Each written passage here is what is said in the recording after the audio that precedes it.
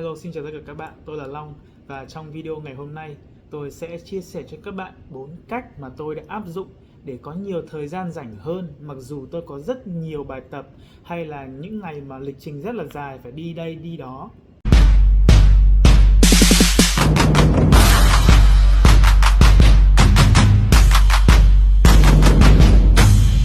Cái điều thứ nhất đó chính là bạn phải tạo planner, tạo cái checklist những cái việc mà bạn phải làm trong tháng này, hoặc là sau đó là chia nó ra nhỏ hơn là những cái việc bạn sẽ làm trong tuần. Thì mỗi đầu tuần thì bạn hãy dành thời gian khoảng 10, 20 phút, 30 phút để viết ra những cái việc mà mình cần làm trong cái tuần này. Cái việc này sẽ giúp bạn xác định trước được những cái thứ mà mình phải làm trong tháng này, là tháng này thì mình có những việc gì để mình còn có thể xếp thêm công việc này, hoặc là nếu mà mình có quá nhiều việc thì mình có thể bỏ bớt công việc đi để cho cơ thể mình có đủ thời gian để hồi phục năng lượng và có đủ năng lượng để cho những cái ngày tiếp theo, những tuần tiếp theo trong cái tháng đó. Cái thứ hai đó chính là bạn phải viết to-do list. To-do list là danh sách những công việc bạn cần làm trong ngày đó. Thì thường thì mình sẽ viết cái to-do list của ngày hôm sau vào tối hôm trước. Sau một ngày đi học về thì mình sẽ dành thời gian khoảng 10 đến 20 phút vào buổi tối ngồi suy nghĩ ra xem là ngày hôm sau mình có những công việc gì, có bài tập gì cần phải hoàn thành, có những công việc gì cần phải nộp bài cho giáo viên, để mình sắp xếp cái thời gian hợp lý. Và trong cái checklist đó thì mình sẽ ghi công việc cần làm này và thời gian dự kiến để hoàn thành công việc đó, để mình có thể sắp xếp những cái khoảng thời gian nghỉ ngơi ở giữa. Ví dụ như là trong một ngày thì mình sẽ đi học từ 11 giờ sáng tới 4 giờ chiều. Thì trong buổi sáng hôm đó thì ví dụ như trong một ngày là mình sẽ ngủ đủ 8 tiếng đi, thì mình sẽ kết thúc ngày vào 12 giờ và dậy lúc 8 giờ sáng. Thì 8 giờ sáng khi mà mình thức dậy thì những cái công việc hàng ngày thì mình có thể viết hoặc có thể không viết. Những cái công việc ví dụ như là tắm rửa, đánh răng rửa mặt này thì là công việc ngày nào mình cũng làm, thì mình đã xác định được cái khoảng thời gian đó rồi, và nên là mình sẽ không nhất thiết là phải viết vào. Thì ví dụ như là 8 giờ đến khoảng 8 rưỡi là sẽ thức dậy và chuẩn bị này, 8 rưỡi đến 9 giờ là mình sẽ ăn sáng chẳng hạn, và 9 giờ đến 10 giờ là mình sẽ đi tập thể dục này, hoặc là mình có thể dậy rồi sau đó mình đi tập thể dục, sau đó mình quay lại mình tắm. Thì mình sẽ viết ra là cái khoảng thời gian là khoảng 2 tiếng cho buổi sáng để mình bắt đầu một ngày là từ 8 đến 10 giờ thì là mình sẽ hoàn thành tất cả công việc trong vòng buổi sáng hôm đó. Sau đó từ 10 giờ tới 11 giờ sẽ là khoảng thời gian mà mình chuẩn bị đi học. Thì 11 giờ là mình đi học, thì 10 rưỡi là mình đã bắt đầu phải rời nhà. Thì trong khoảng 30 phút đó mình sẽ có khoảng thời gian để mình làm những cái việc gì thì mình có thể ghi xuống. Sau khi là đi học này thì mình sẽ có viết ra những cái lưu ý. Mình ngoài việc viết cái checklist ra thì mình sẽ viết cái checklist những cái việc mà cần lưu ý khi đi học, là mình phải in bài tập này, hoặc là những cái việc nhỏ nhỏ thôi để mình viết xuống, để mà vì cái đầu của mình một ngày thì có rất nhiều việc phải làm, đúng không ạ? Thì mình phải viết xuống, thì mình không cần nhớ, mình chỉ cần giơ tờ giấy ra, mình có việc này, mình có việc kia, mình đã hoàn thành việc này, mình chưa hoàn thành việc kia. Thì để đến cuối ngày mình không tự nhiên mình nhớ ra là mình quên cái việc này mình chưa làm chẳng hạn. Đó, thì viết ra cái checklist sẽ giúp mình những cái việc như thế. Và buổi tối mình làm gì thì mình cứ ghi ra, và mình ghi ra cái khoảng thời gian là bao nhiêu thì mình ghi ra để mình có thể sắp xếp được cái công việc của mình tốt hơn. Điều thứ ba đó chính là bạn nên học cách nói không với những cuộc ăn chơi hay là những việc mà không tạo ra giá trị cho mình.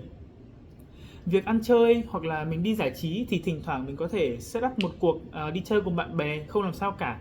Nhưng mà mình nên học cách nói không nếu mà trong một ngày mình có quá nhiều công việc rồi và mình lại phải có người rủ mình là có đi cà phê không thì mình lại nói có, đúng không ạ?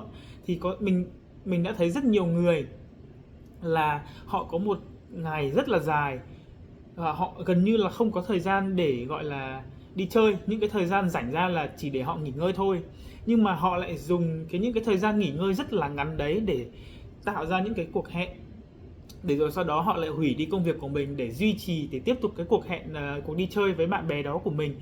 Thì cái việc này sẽ rất là không tốt, bởi vì những cái việc mà mình chưa làm hoàn thành ngày hôm nay thì mình lại để nó ra, mình lại để nó ra để mình làm sau. Thì tự nhiên cái lịch, ví dụ như hôm nay lịch mình rất dày, ngày mai mình cũng là rất là dày, đúng không ạ? Thì mình lại để cái công việc của mình ngày hôm nay mình lại rời nó sang ngày mai, thì tự nhiên có phải là mình lại mất cái thời gian nghỉ ngơi mà mình đã đặt ra sẵn của ngày mai, đúng không ạ? Thì chỉ khi nào mà những ngày nào mà bạn rảnh rỗi hay là bạn ít việc phải làm nhá, thì bạn hãng nói có với những cái lời đề nghị đi chơi như thế này. Và cái điều cuối cùng cũng là cái điều quan trọng nhất, đó chính là bạn phải đặt mục tiêu. Khi mà mình đặt mục tiêu thì nó sẽ có những cái yếu tố để mình xem mình quyết định xem là những cái hoạt động nào, những cái hành động nào trong ngày hôm nay là liên quan đến cái mục tiêu của mình. Sau khi đặt mục tiêu thì mình phải ưu tiên công việc dựa theo những mục tiêu mà mình đã đặt ra, để làm sao mà một ngày mình chỉ có 24 giờ mình vẫn có thể hoàn thành hết tất cả những cái công việc mà mình đã ghi trước. Thì trong cái checklist mà mình đã tạo ra, đúng không ạ? Trong cái điều thứ hai mà mình đã nói, đó chính là phải tạo một cái checklist vào tối hôm trước. Thì tối hôm trước và ngày hôm sau, thì trong ngày hôm sau thì mình có thể không đủ thời gian để hoàn thành tất cả những cái việc trong cái list mà mình đã viết ra. Thì mình phải ưu tiên những công việc nào mà nó quan trọng hơn đối với mục tiêu của mình. Ví dụ như là mục tiêu này quan trọng hơn, mục tiêu kia ít quan trọng hơn, thì mình phải làm cái công việc mà có thể giúp mình hoàn thành cái mục tiêu đầu tiên, mục tiêu quan trọng hơn trước. Rồi sau đó nếu mà mình còn thời gian thì mình sẽ làm cái công việc thứ hai để hoàn thành cái mục tiêu ít quan trọng hơn. Thì cái bước này cũng rất là quan trọng khi mà bạn tạo cái checklist của mình, thì mình cũng phải ưu tiên công việc nào là quan trọng hơn thì có thể là mình sẽ dành nhiều thời gian cho nó hơn. Bởi vì ví dụ bây giờ một công việc chỉ tốn khoảng 1 tiếng, nhưng mà lỡ đâu lúc đó bạn đang không ổn định, trạng thái của bạn đang không ổn định, hoặc là có một cái việc gì đó xảy ra, thì cái việc 1 tiếng đó lại cần 1 tiếng rưỡi để hoàn thành. Thì trong cái lúc mà bạn viết ra cái checklist thì bạn hãy đặt ra cho mình một khoảng thời gian dư ra để mình có khả năng flexible hơn trong cái công việc của mình. Để tóm tắt lại video ngày hôm nay thì có 4 điều mà bạn phải làm. Đầu tiên đó chính là tạo planner theo tháng, theo tuần những công việc mà bạn phải làm. Thì bạn có thể sử dụng những công cụ đơn giản như là Google Planner hay là những cái calendar ở trong chính cái điện thoại, những cái device của bạn. Điều thứ hai đó chính là bạn hãy dành một ít thời gian vào buổi tối ngày hôm trước để viết to-do list những việc bạn cần phải làm vào ngày hôm sau. Hãy viết ra điều bạn cần làm và khoảng thời gian mà bạn sẽ dành cho nó. Cách thứ ba đó chính là học cách nói không với những thứ mà có thể không đem lại cho bạn giá trị, hoặc là không hướng tới cái mục đích, cái mục tiêu mà bạn mong muốn đạt được. Điều cuối cùng đó chính là hãy đặt mục tiêu và ưu tiên công việc dựa theo những cái mục tiêu mà bạn đã đặt ra. Và đó chính là 4 điều mà mình muốn chia sẻ cho bạn hôm nay. Cảm ơn các bạn. Nếu mà các bạn thấy video này bổ ích thì hãy cho mình một like.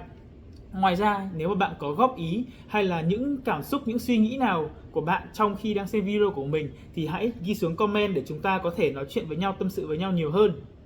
Và đừng quên là hãy subscribe kênh của mình để luôn nhận thông báo về những video mới nhất của mình, để nhận được những giá trị trong những câu chuyện mà mình chia sẻ cho các bạn, vì có thể một ngày bạn sẽ cần nó. Tạm biệt.